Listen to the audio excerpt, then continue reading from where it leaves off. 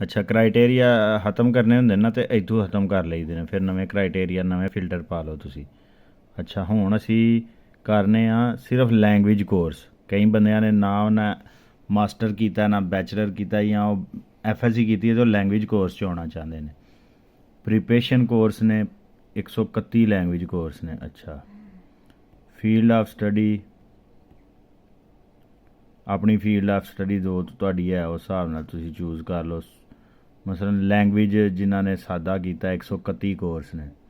Course language German ਦੇ 98 course ਨੇ, English only ਦੇ 9 ਕੋਰਸ ਨੇ। ਅਸੀਂ ਜਰਮਨ ਦੇ ਮਿਸਾਲ ਕਰਨੇ ਆ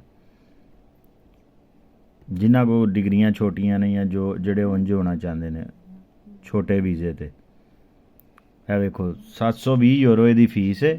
ਜਰਮਨ ਲੈਵਲ ਜਿਹੜਾ B1 B2 ਇਹਦੇ ਵਾਸਤੇ, ਕਿਉਂਕਿ ਜਰਮਨ ਕੋਰਸ ਨੇ, ਤੁਹਾਨੂੰ ਜਰਮਨ ਚਾਹੀਦੀ।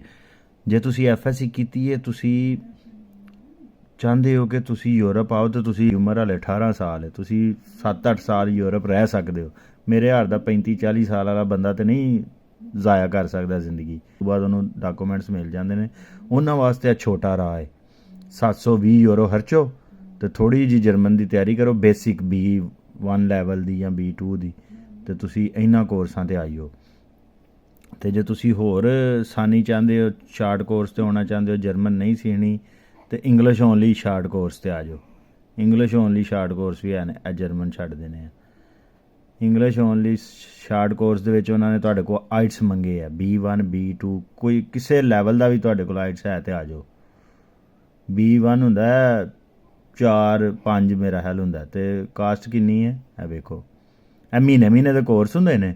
ਤੁਸੀਂ 690 ਯੂਰੋ ਕਾਸਟ ਮਹੀਨੇ ਦਾ ਕੋਰਸ। ਤੁਸੀਂ ਆਪਣਾ ਇੰਟਰਨੈਸ਼ਨਲ ਇੱਕ ਬਣਾਉਣਾ ਚਾਹੁੰਦੇ ਹੋ ਪ੍ਰੋਫਾਈਲ, ਤੁਸੀਂ ਜਿਹਨੂੰ ਐਂ ਦੇ ਕੋਰਸ ਕੀਤੇ ਹੁੰਦੇ ਨਾ ਤੁਸੀਂ, ਅਤੇ ਤੁਹਾਨੂੰ ਜਿਹੜਾ ਨਾ ਖਰਚਾ ਤੁਹਾਡਾ ਥੋੜ੍ਹਾ ਹੀ ਹੋਇਆ ਹੁੰਦਾ, ਲੇਕਿਨ ਤੁਹਾਨੂੰ ਵੀਜ਼ੇ 'ਚ ਆਸਾਨੀ ਹੋ ਜਾਂਦੀ। ਉਸ ਤੋਂ ਇਲਾਵਾ ਤੁਹਾਨੂੰ ਜਿਹੜਾ ਤੁਹਾਡਾ ਇੱਕ ਨੰਬਰ ਵੀ ਇਹਨਾਂ ਚੀਜ਼ਾਂ ਦੇ ਮਿਲਦੇ ਨੇ ਵੱਡੀ ਡਿਗਰੀ ਵਾਸਤੇ।